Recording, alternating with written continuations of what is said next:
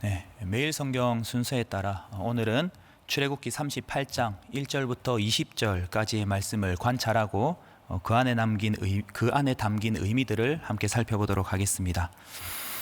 지금까지 성막을 만들고 성막 안에 놓이게 될 기구들을 만들었던 이스라엘 백성들은 이제 나머지 작업으로 성막 밖에 놓일 기구들을 만듭니다. 그러니까 번제단을 만들고 물두멍을 만들고 울타리를 만들고 있습니다. 집으로 치면은 이제 마당에 놓이게 될 물건들과 그 다음에 담벼락을 만들고 있는 셈이겠죠. 사실 매일 성경을 계속 이렇게 꾸준히 묵상하고 계신 분들은 이 내용이 출애굽기 27장에서 이미 언급되었던 내용들이라는 것을 단번에 눈치를 채셨을 겁니다. 그렇죠? 앞의 내용과 문자적으로 내용이 겹치고 있습니다. 그렇다면 왜 똑같은 내용이 중복되고 있는 것일까요? 바로 지시와 실행으로 여러분들이 생각을 하시면 될 것 같습니다. 자, 하나님께서 자신이 거하실 처소를 직접 설계하시고 그리고 이스라엘 백성들에게 지시를 하셨는데요. 자, 지금 이스라엘 백성들이 이제 그 지시에 순종하고 그대로 실행하고 있는 장면이라고 볼 수 있습니다. 자, 하나님의 계획은 하나님의 뜻대로 구체적이고도 철저하게 실현이 된다. 하나님의 계획은 그 자체가 성취하는 힘을 가지고 있다라는 것을 강조하고 있다고 볼 수 있겠습니다. 자, 그러면 번제단과 물두멍 그리고 울타리에는 어떤 영적인 의미들이 담겨져 있는지 오늘 이 시간에 함께 살펴보도록 하겠습니다. 자, 먼저 번제단인데요. 번제단은 성막 문을 지나서 제일 먼저 보이는 기구입니다. 자, 그러니까 이 번제단을 지나야지만 이 성소와 지성소에 들어갈 수 있는 겁니다. 자, 그렇다면 이 번제단의 위치는 우리에게 무엇을 말씀해 주고 있는 걸까요? 자, 하나님을 만나기 위해서는 먼저 죄의 문제를 반드시 해결을 받아야 한다라는 것을 우리에게 알려주고 있는 겁니다. 자, 번제단은 제물과 함께 이 제사를 드리는 것이고 이 속죄의 의미를 가지고 있지 않습니까? 성경 곳곳의 말씀처럼 우리의 죄악이 하나님과의 사이를 갈라놓았기 때문에 이 죄 문제가 해결되지 않으면 하나님과의 교제는 있을 수가 없다라는 것을 이 번제단의 위치가 지금 우리에게 말씀하고 있는 겁니다. 자, 여러분, 하나님의 백성이 하나님과 교제하기를 원할 때에 죄를 고백하고 죄에서 돌이키는 회개가 선행되어져야 함을 반드시 어린 양 되신 예수 그리스도의 보혈의 공로에 힘입어서 죄의 문제를 반드시 해결받아야 함을 기억하시는 저와 여러분들이 되기를 원합니다. 자, 그리고 오늘 본문에서 이 번제단의 재료, 이 번제단을 무엇으로 만들었다고 말씀을 하고 있습니까? 자, 38장 1절을 보시면 그가 또 조각목으로 번제단을 만들었으니, 자, 나무로 번제단의 틀을 만듭니다. 자, 2절 제단을 노스로 쌌으며, 3절 모든 기구를 다 노스로 만들고, 4절 놋 그물을 만들어, 6절 채를 노스로 싸고. 자, 이 번제단의 본체를 조각목으로 만들고 그 위에 노스로 쌌습니다. 이 번제단의 가운데 보면은 이 제물을 올려 놓을 수 있는 이 그물이 있었는데요. 그 그물도 노스로 만들었습니다. 그리고 양쪽의 채도 조각목으로 만들고 그 위에 노스로 씌웠습니다. 자, 여러분, 왜 노스로 씌웠을까요? 왜 하필 놋이었을까요? 바로 이 조각목으로 만든 번제단이 불에 타지 않게 하기 위함이었습니다. 이 놋이라고 하는 것이 굉장히 열전도율이 높거든요. 뜨거운 불에도 잘 견디는 것입니다. 자, 그러니까 열전도율이 굉장히 높은 놋이 뜨거운 불로부터 조각목을, 그러니까 나무로 만들어진 이 번제단을 보호해 줄 수 있었고, 자, 무엇보다 이 번제단에는 항상 불이 붙어 있어야 했기 때문에 불에 잘 견디는 놋으로 씌워야만 했습니다. 자, 번제단은 항상 불이 붙어 있어야만 했다. 자, 레위기 6장 12절 13절 말씀을 제가 한번 읽어보도록 하겠습니다. 제단 위의 불은 항상 피워 꺼지지 않게 할지니 제사장은 아침마다 나무를 그 위에서 태우고 번제물을 그 위에 버려놓고 화목제의 기름을 그 위에서 불사를 찌며 불은 끊임이 없이 제단 위에 피워 꺼지지 않게 할지니라. 자, 번제단에는 말씀처럼 항상 불이 붙어 있었습니다. 왜 그랬을까요? 하나님께서 왜 그렇게 명령을 하셨을까요?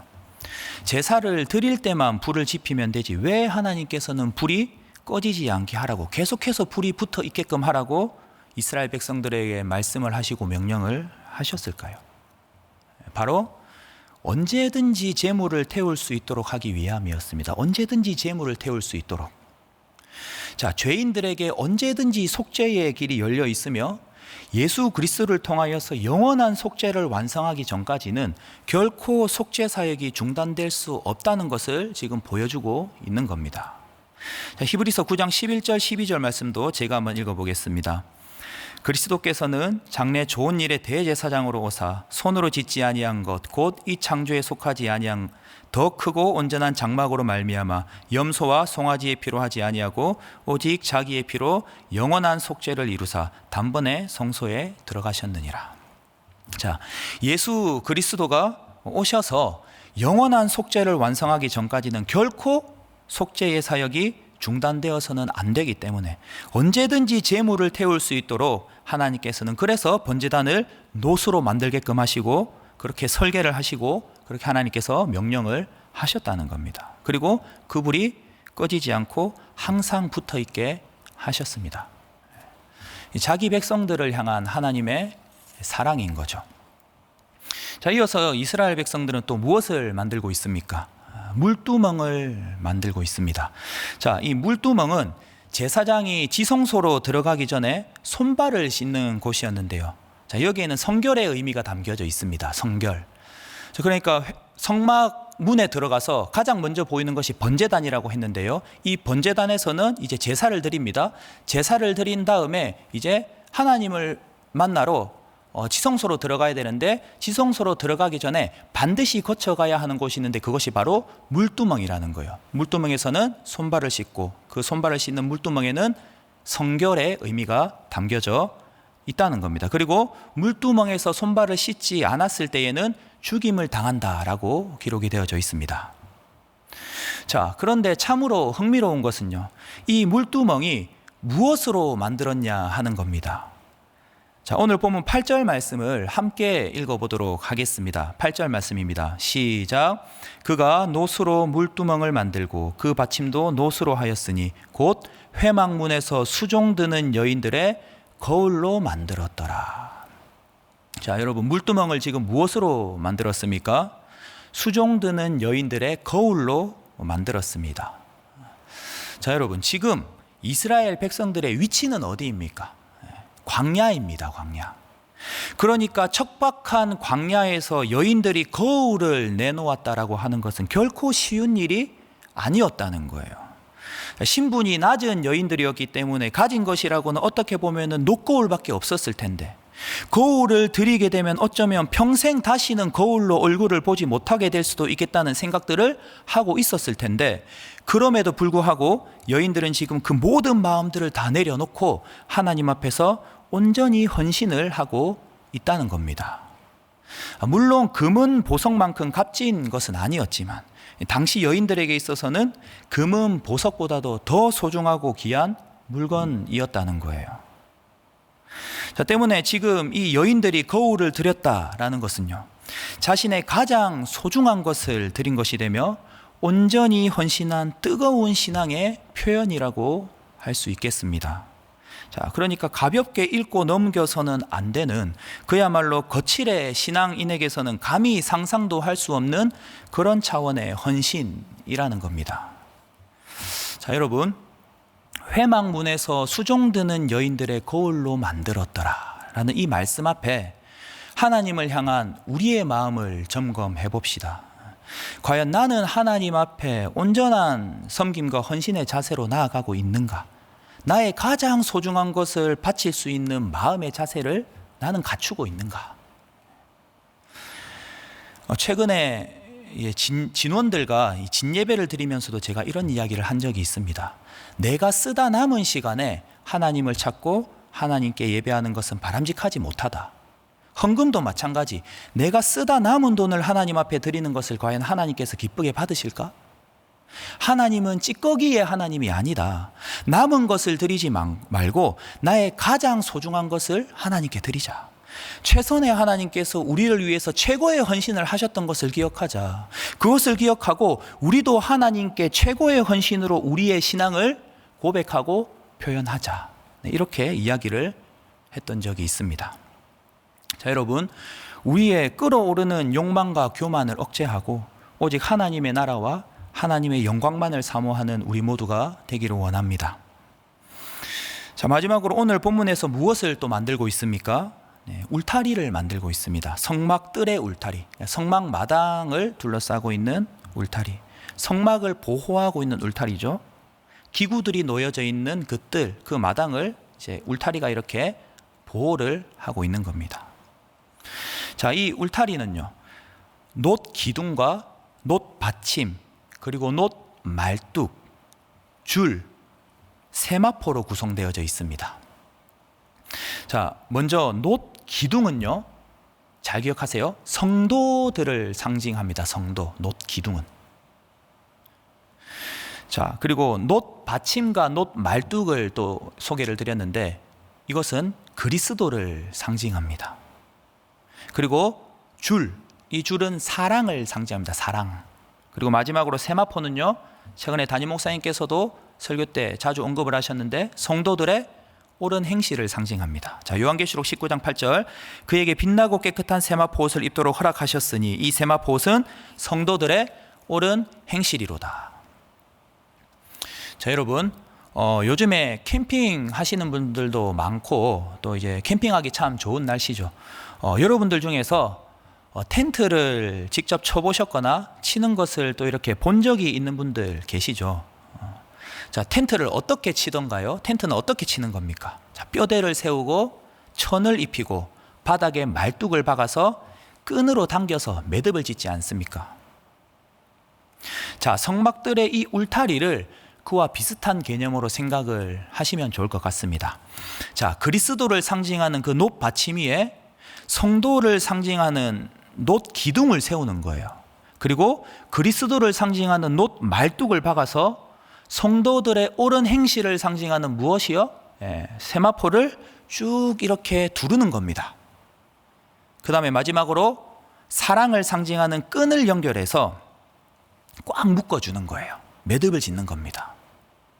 자, 여러분, 그러면 이것이 무엇을 의미하는 게 되겠습니까? 로마서 8장 38절 39절 말씀을, 너무 귀한 말씀이죠. 함께 읽어보도록 하겠습니다. 함께 읽습니다. 시작. 내가 확신하노니 사망이나 생명이나 천사들이나 권세자들이나 현재일이나 장래일이나 능력이나 높음이나 깊음이나 다른 어떤 피조물이라도 우리를 우리 주 그리스도 예수 안에 있는 하나님의 사랑에서 끊을 수 없으리라. 아멘. 그리스도의 피값으로 세워진 성도들을 그리스도께서 사랑의 줄로 연결해서 꼭 붙들어 주신다는 겁니다. 끊을 수 없는 사랑의 줄로 당신의 백성들을 흔들림이 없도록 붙들어 주신다는 거예요. 자, 그리고 그렇게 세워진 성도들은 어떻게 살아야 한다? 세마포. 울타리는 세상과 성막의 경계잖아요. 즉, 옳은 행실로 세상과 구별되어야 한다는 것을 강조하고 있다는 겁니다. 그 거룩한 삶을 위해서 주님께서 성도들의 받침이 되어 주셨고 성도들의 말뚝이 되어 주셨고요. 죽기까지 사랑하신 그 성도들에게 그 어떤 것도 끊을 수 없는 사랑의 줄을 연결해서 단단히 붙들어 주셨다는 겁니다. 여러분, 주를 믿는 우리가 어떤 은혜를 입은 자들이며 그 은혜를 입은 자들로서 어떻게 이 세상 가운데에서 살아가야 하는지 기억하고 묵상하고 또 살아내는 저와 여러분들이 되기를 원합니다. 말씀을 맺겠습니다. 우리는 지금 계속해서 성막에 관련된 말씀을 살펴보고 있는데요. 이 성막에 담겨져 있는 의미들을 하나둘씩 알아가면 알아갈수록 우리 모두에게 동일하게 주어지는 마음은 결국 감사인 것 같습니다. 죄의 종노릇하던 우리를 죽을 수밖에 없었던 우리를 건져주시고 살려주시고 자녀 삼아주신 우리 예수님을 기억하게 하고요. 그 십자가의 사랑 앞에 다시 한번 자신을 돌아보게 된다는 거죠. 오늘 우리에게 허락하신 한 날도 내가 어떤 은혜를 입은 자인지를 기억하여서 우리를 향한 끊을 수 없는 하나님의 사랑에 힘입어서 감사함으로 수종드는 여인들과 같이 온전한 헌신으로 하나님 기뻐하시는 옳은 행실로 주께 영광 돌리는 3일의 모든 성도님들이 되시기를 간절히 바라고 소망합니다. 네, 함께 기도하도록 하겠습니다. 주신 말씀 붙들고 기도하실 때에 말씀을 들음에서 그치지 말고 삶으로 살아낼 수 있는 우리 모두가 되게 해달라고 기도하시고요. 또 나라와 민족을 위해서 기도하시고 교회의 여러 가지 사역들을 위해서, 특별히 썸데이를 위해서 계속해서 기도해 주시고, 또 마지막으로 개인의 기도 제목을 놓고 기도하시다가 자유롭게 돌아가시기 바랍니다. 기도하겠습니다. 사랑하는 하나님 아버지, 은혜와 사랑에